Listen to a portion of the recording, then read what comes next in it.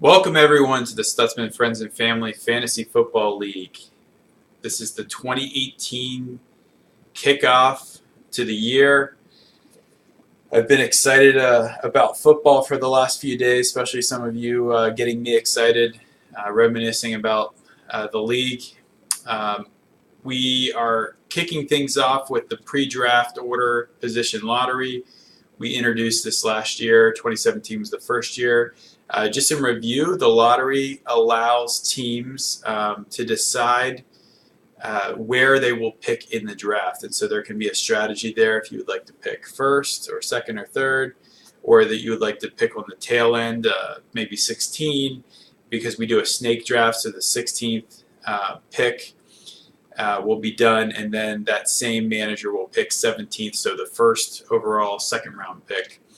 So this allows you to have a little bit more strategy. Also, we're trying to keep folks from tanking at the end of the year by automatically getting the first pick if that's what they're trying to do. So anyway, hopefully you'll have some fun with this. I recently recorded a video right before this one that ended up being over 18 minutes long that actually had the real lottery selection, and I'm trying to save you a little bit of agony listening to me talk.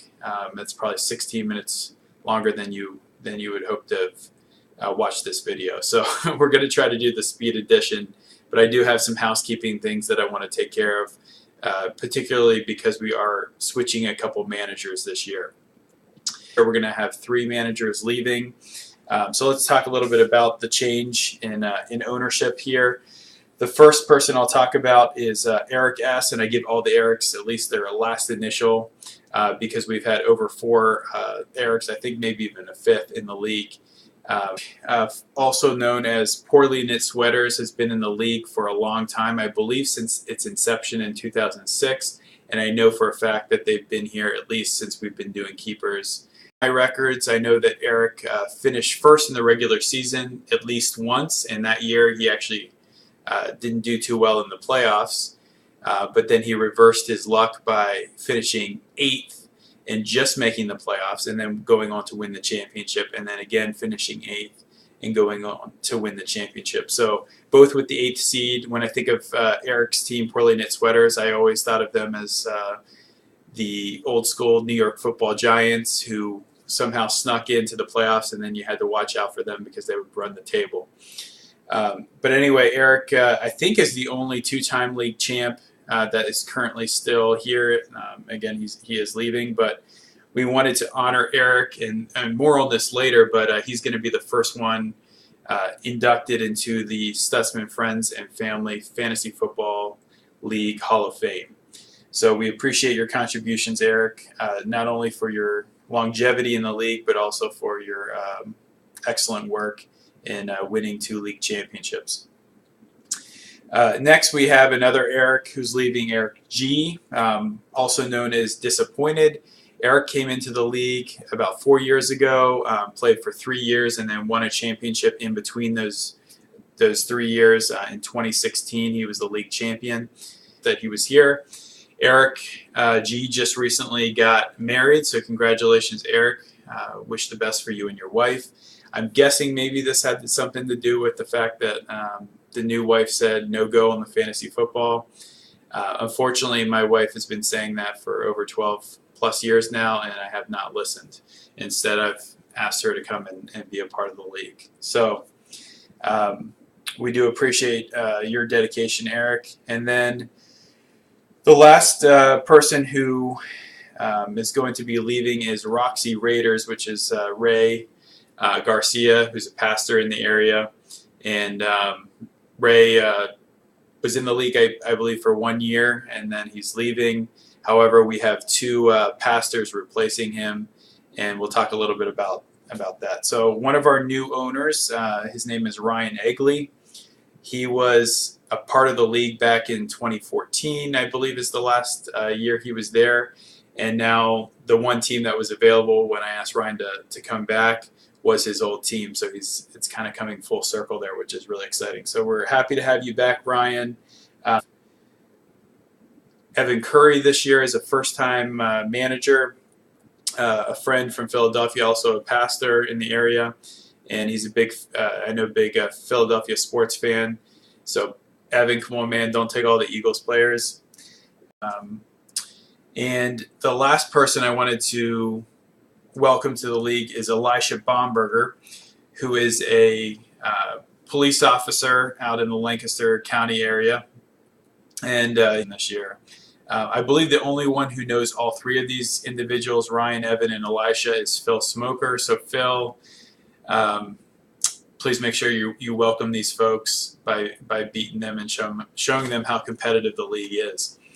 So anyway, welcome to all the new folks, and we're ready for a new year. So let's look at the pre-draft order for position lottery. As I mentioned before, I did the lottery and recorded it just in case anybody needs evidence of that. But we have everybody on a little slip here. This one says "Fear the Beard." Each slip is measured exactly the same as every other slip to allow people to have the same odds of me reaching in and choosing based on the size. However, there are different odds based on where people finish the year in terms of their standing. So if you can look at the chart here, we have Garden of Whedon, Kevin, finished in last place, and so he'll have a 22.2% chance of being drawn first and being able to choose where he drafts. So there's 22 slips of paper in there for him. Chip off the block, Billy, there has 19 slips of paper in here and a 19.4% chance, and then it goes back down here to Tim, who just missed the playoffs. He has 3 slips in here and only a 2.7% chance. Now, I will say last year, I believe Heather, who is Mom Jeans, she was probably around, I think, 6, if I remember correctly, and somehow snuck up and took the first spot. So it can happen. This year, there was not as much movement, and I'll show you where folks finished in a second. And then we have down here the rest of the finishing for the league. We have Ocean Swift, Big Ben, Bleeding Green, Mom Jeans, and then all the way down to myself down at Sabrock at 16. So this is based on where our standings were after the playoffs ended. And again, depending on your strategy of where you want to pick, I will get stuck with whatever is left. Now, there also are some trades I wanted to make folks aware of from last year that will affect maybe some of your strategy in choosing where you would like to select. The strategy could be, for example, when you select a 2-year keeper, that counts as your 4th round pick in this draft. If you have a 1-year, your first 1-year keeper is your 5th round pick, and your second 1-year keeper is your 6th round pick. So for example, let's say you have a 5th round keeper. Maybe you want to try to rig it so that when you select your 5th round pick, it's one of the ones at the end of the round, so that you're getting a little bit more value for your keeper versus having the first pick in the 5th round and then taking a keeper. Your value is not that great. Now, if you have multiple keepers, this really doesn't matter at all. But again, this is another way that you can use some of your strategy. And the same thing goes with the draft pick trades. You can have more or less value in your new position for your trade, depending on where you are selecting in the draft. If you don't understand any of that, just let it go and just pick wherever you want to pick, because it'll be more strategic. All right, so we have Garden of Whedon doing a lot of wheeling and dealing once they realized that they were out of the playoffs. Again, I do assess all the trades as the commissioner, and I do have some values assigned and some rules assigned to when you trade draft picks. And so you can see a little bit of that in the new website under the bylaws. Garden of Whedon owns the rights to Pet Alien's 2nd round pick. Garden of Whedon owns the rights to Pet Alien's 10th round pick. And now in exchange, Pet Alien receives Garden of Whedon's 3rd round pick, and Pet Alien receives Garden of Whedon's 11th round pick. And then we have Garden of Whedon owns my 11th round pick and my 16th round pick, and then I own Garden of Whedon's 13th round pick and 15th round pick. So that's how that goes.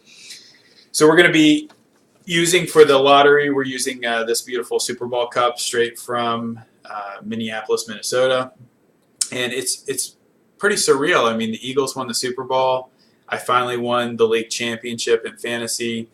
And I will throw out this plug that, maybe that's not coincidence. And for those of you who are going to be playing against me this year, if you happen to let me win, maybe that means the Eagles are going to win the Super Bowl this year.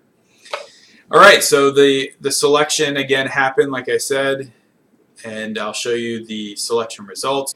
And to save you some time, I'm just going to list them here. Most of them kind of fell in order to where they were projected. However, Orange Justice was the first selection. So we have a new owner, Evan, who's going to be choosing where he wants to select in the draft, and they only had 11.1% chance of getting this pick. And then after that, again, it falls a little bit more statistically in order. We have Garden of Whedon, which had the biggest odds to get it. And then we have Chip Off the Block, followed by Fear the Beard, followed by Bronchitis. Then we have Eggs, Hail to the Skins, and then the last pick is going to be Little Mrs. Sunshine, which 3%, so she kind of got bumped down a little bit by the rest. I'm selecting. I will be sending out text messages and Facebook messages, emails, trying to get folks to choose quickly. We want to try to do this as soon as we can so that I can get everything organized in the system for tomorrow's draft. Again, tomorrow at 9 p.m. And also, you might be wondering why I have a brace on my arm. Well, this is from all of my fantasy work last year, trying to keep on top and win the championship. It's a lot of hard work, and my wrists are suffering. So I'm trying to, make sure that they're feeling good and ready to go in the preseason, so that when we get to kickoff, I can take this baby off and get to work. So I appreciate everyone. I know it's a lot doing a 16-team league, even with some of the rules that I have, but I do appreciate all of you, and hopefully this can be a fun, competitive year.